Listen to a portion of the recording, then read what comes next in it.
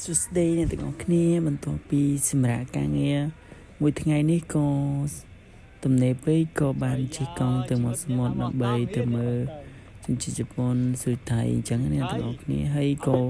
មានកម្រងចង់ទៅស៊ុយថៃដែរប៉ុន្តែដោយសារតែយើងអត់មានសទួយអញ្ចឹងអ្នកទាំងអស់គ្នាដោយសារតែក្នុង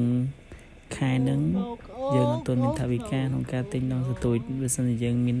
ថវិកាទិញដងសទួយយើងនឹងអាចឆ្លៀតទៅស៊ុយថៃនៅកន្លែងហ្នឹងដោយសារទីតាំងនៅកន្លែងហ្នឹងមានជនជាតិជប៉ុន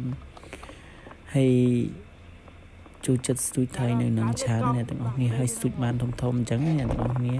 លើគេថាហើយបន្ទាប់ពីយើងទៅដល់ទីតាំងដែលយើងស៊ុយថៃនៅក្បែរសមុទ្រនឹងហើយពួកយើងក៏បានទៅធ្វើដំណើរទៅក្បែរហ្នឹងក៏បានថតស៊ីខ្វីលេងអញ្ចឹងសប្បាយលេងហើយរៀបចំអាដងសទួយអញ្ចឹងតែសទួយហ្នឹងវារៀងខ្លីណាស្ងោះនេះក៏មិនបានឆ្ងាយទេចាំមើលអាកាសក្រោយខ្ញុំទិញអាដងអាវែងអញ្ចឹងនឹងស្ទួយវាដើម្បីអាដងវែងយើងគប់បានឆ្ងាយយើងអាចមានឱកាសយកត្រីធំបានអញ្ចឹងអ្នកទាំងអស់គ្នាបន្ទាប់ពីយើងបានរៀបចំថតស៊ីខ្វីហើយសប្បាយហើយក៏ពួកយើងមើលជនជាតិជប៉ុនស៊ុយថៃបានក៏នាំគ្នាទៅលួចថតជនជាតិជប៉ុនបានមួយបានថៃថតមួយប្រហែលជា1គីឡូអីអញ្ចឹង1គីឡូកន្លះអ្នកទាំងអស់គ្នាបានធំ